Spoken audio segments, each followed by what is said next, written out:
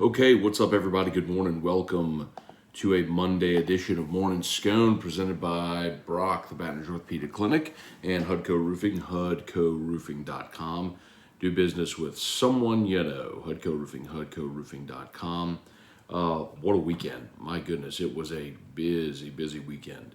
The biggest news, of course, as you see there in the headline today, is Jayden Daniels, quarterback from Arizona State, has transferred to LSU. I mean, it is official. He has sent in his paperwork.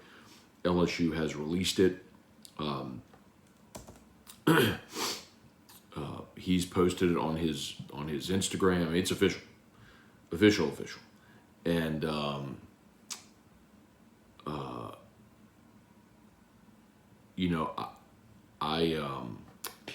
a lot of people had asked over recent days, what do you know about this? That the only thing that really leaked was that there were reports of mutual interest. Jayden Daniels may be interested in taking a visit, sort of thing. I mean, to the best of my knowledge, he hasn't even been here. So now I don't know that definitively. I'll find out. We'll find out today as we sort of get all the answers to it. But I think some people, first and foremost, might ask why. You got Miles Brennan, you got Nussmeier, you got Walker Howard. Why would Jayden Daniels come here? Here's what I would tell you. Number one, look at Mike Denbrock's history.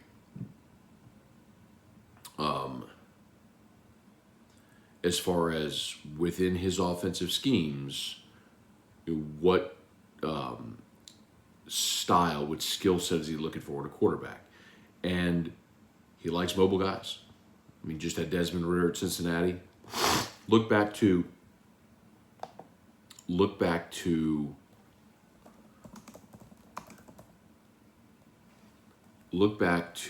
the teams that when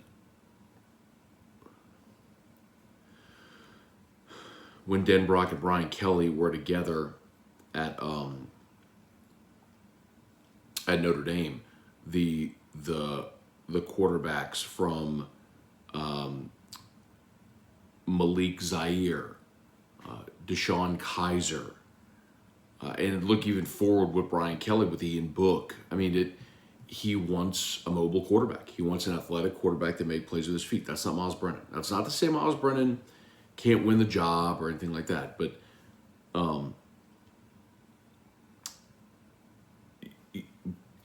it's just clear, like, there's a skill set they want, and that's not Miles Brennan's skill set.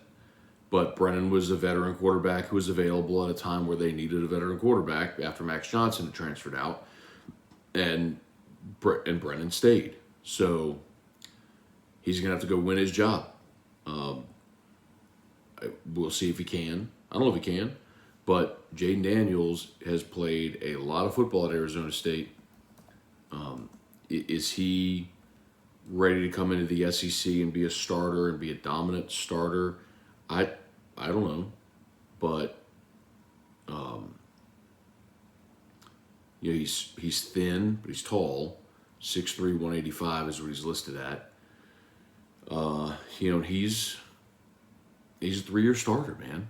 I mean, he started as a freshman back in 2019. Of course, they had the pandemic year, and then he started last year. So he threw for 2,300 yards. Now he had 10 touchdowns, 10 picks last year. So hardly flawless, but that freshman year, 17 touchdowns and 2 interceptions when he threw for 2,900 yards. He was incredible as a freshman. So, listen, I will never say that you have too many quarterbacks. You just can't. Injuries happen, inconsistent play happens, transfer portal happens.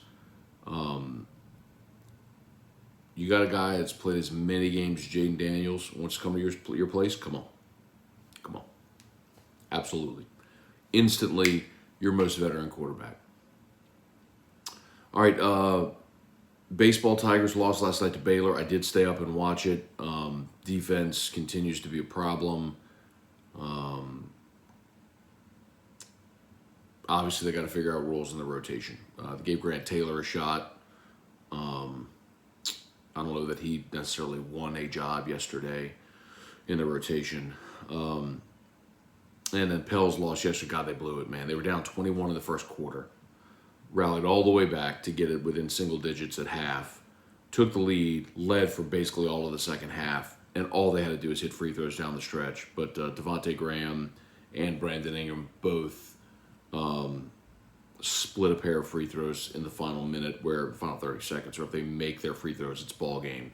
So they go to overtime, and Nikola Jokic took over. He's also might be the MVP of the league. So disappointing loss, but man, to fight the way they did on the road against a playoff team with an MVP candidate was awesome. It shows growth and progress for this team. So, all right, let's say some good mornings here and see what y'all got. Move a little quickly here.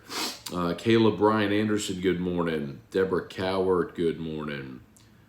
Brian Wynn, Truax, what's up, man? Brian Broom, Craig Dugas, Fire Javi, remember. Kyle DeVille, Jonathan Martin, morning Scone, tough weekend for the baseball Tigers. They'll get it together soon. Yeah, I mean, you're learning, and like,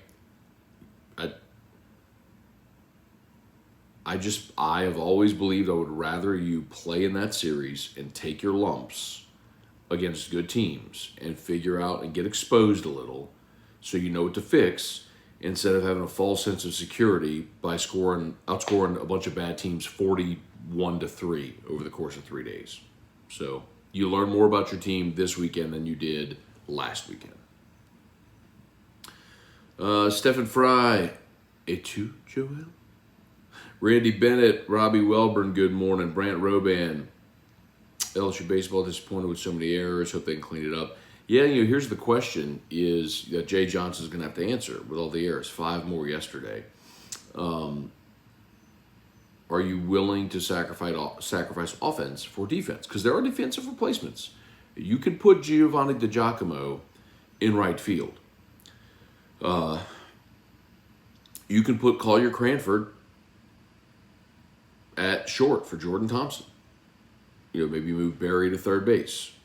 Unless if you feel like Merrifield's a better defensive third baseman, not sure that he is, and you DH Barry. You can do those things. I don't know if they will. I don't know that you're going to be willing to take some of those bats out of the lineup. So, Charlie Gale, what's up? Ray Wright, good morning. Absolutely not concerned about baseball. Growing pains occur. These guys will be ready. Amen, Ray. Atta baby. Sherry Gotro, Shelby Kelly. I know it's new for him, but Barry struggles in the outfield with angles. It's something that takes time. He doesn't have the experience yet. Totally. And he'll get better as the season goes along, but provided they keep him out there, but they may not. Kerry Hughes, morning from Chicago, where my backyard is covered in snow. And Kerry, here in Baton Rouge, it's going to be 85 today, and I'm wearing short sleeves. God bless, man. Steve Barrow, Barry struggles in the field, needs a DH. Steve, he's not going to DH. There may be a game or two here or there where he DHs, but Jacob Barry is a potential top 10 pick in the draft. He did not come here to DH. He's not going to DH. You have to get used to that idea. David Coslin, good morning. Hey, Dad, good morning. Let's see. Ryan Amanda Guidry, what's up? Craig, Miles Brennan isn't going to start and probably will hit the portal after the spring game. It's obvious what's going on. My guess is Brennan is what they think he should be. So, two things. One, I just sort of explained how Dan Brock's history is he wants sort of mobile athletic quarterbacks. Brennan is not that. That's number one. And number two, would like to also continue to remind you all. I know everyone is a Brennan fan. And I'm not saying don't be a Brennan fan. Please don't misunderstand me.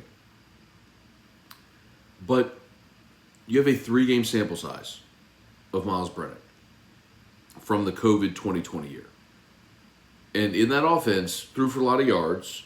But if you go back, and I know because I did all the shows, and listen to any of the post-game commentary, read anything, like it was all disappointment with his indecision, holding on to the ball too long. He was not decisive. He's taking sacks. Like it wasn't great. It was not great. Okay. Let's not say he can't be or won't be, but it wasn't then. So I think sometimes too many people make this sweeping conclusion about Brennan being this super veteran guy with all this experience and knowledge and talent and just had some bad breaks. And I don't know that that's the case altogether.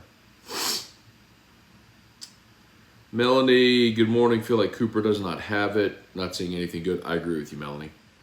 I think it's going to be difficult for him to carve out a role. They need a lefty, and it was Javen Coleman. He's hurt. So you're down to Cooper and Schaefer, both who pitched this weekend, and neither did really well.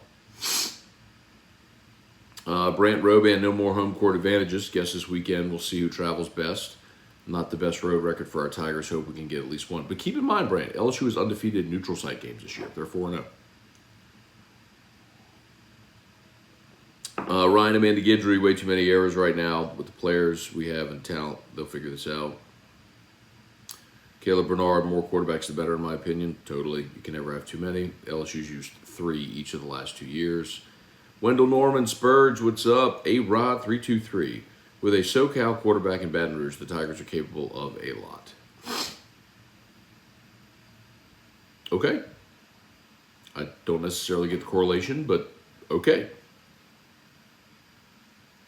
Let's see. I'm sure Keishon Butte is happy. We'll see after spring. Jesse Post, Rabin Batches, Trivia Carter, Sean Comiskey, morning. How many more wins in basketball do we have if Adam Miller is here next year? At least 10 wins in the SEC.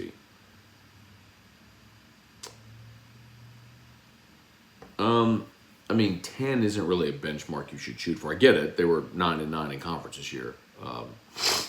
But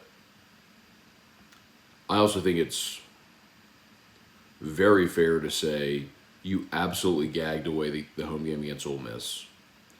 You had an 18-point lead against South Carolina and lost. And you allowed Arkansas to go on a 17-2 run at the end of the game on your home floor to win. That's 3 games right there. That right there would put you at 12-6 in the league,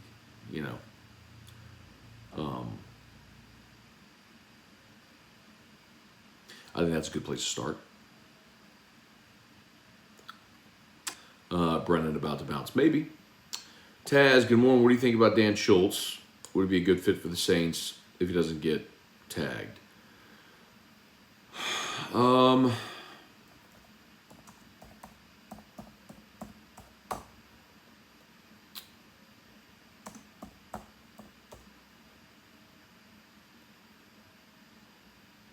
Trying to see his contract.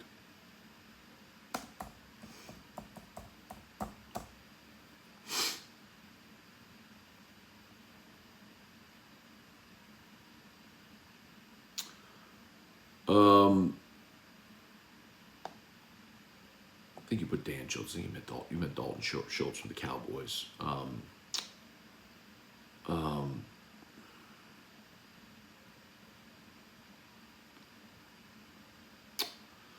All right, so this is the end of his rookie deal.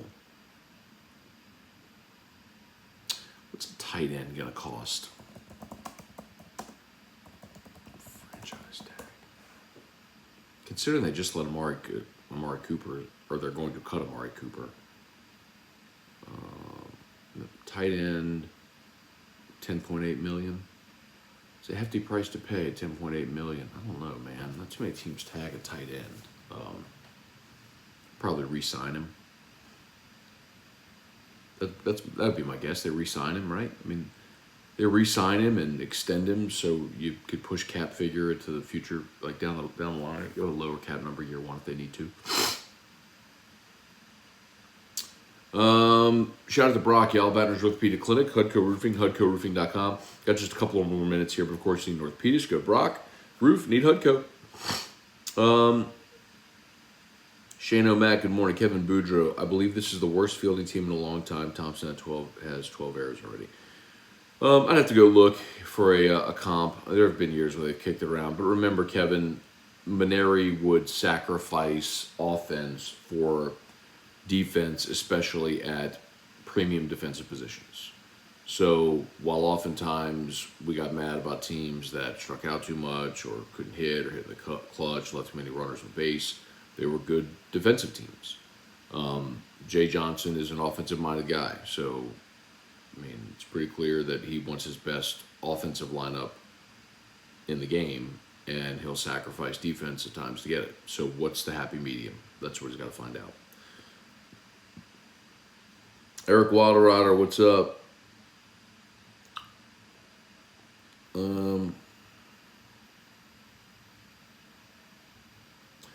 When did Deontay Harris change his last name to Hardy? I didn't know he did that. Cliff Nelson, good morning. Eric Wilderrider, do you feel better or worse about or same about baseball after this weekend?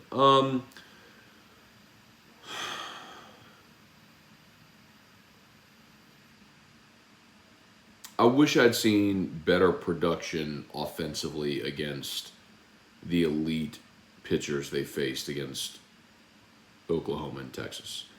The fact that those two starters handcuffed LSU, a little concerning.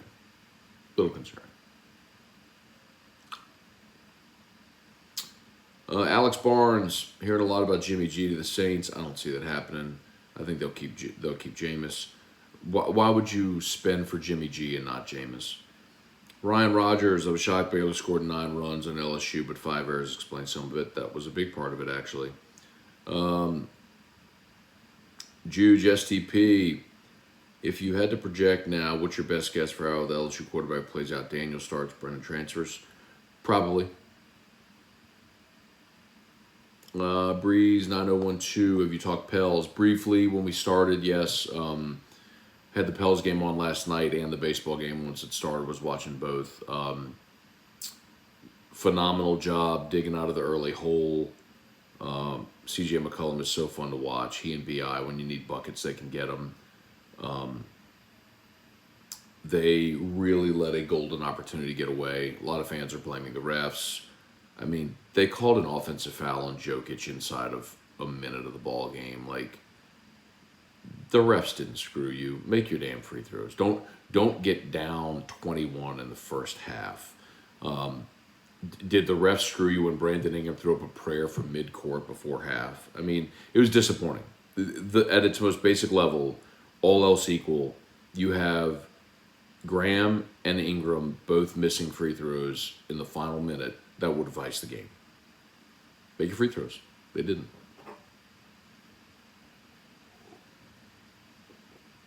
All right, I got to get rolling, y'all.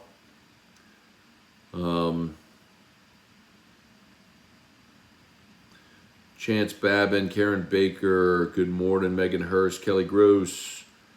What's up with Hilliard? Hilliard did not pitch this weekend. I'm sure we'll get an answer to that. Daryl Ingram, I think he did warm up though on Friday, so he's not hurt.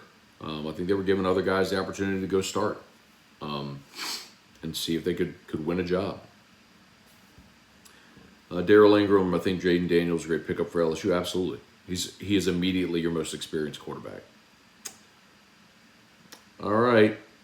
I think we are done. I got to go get Drew up and get him out to the new St. Lillian. Jay Benoit, what's up? Eric Wilderrider in a vacuum. Would you have traded Max Johnson for Daniels? No, I would not. I'd take Max Johnson.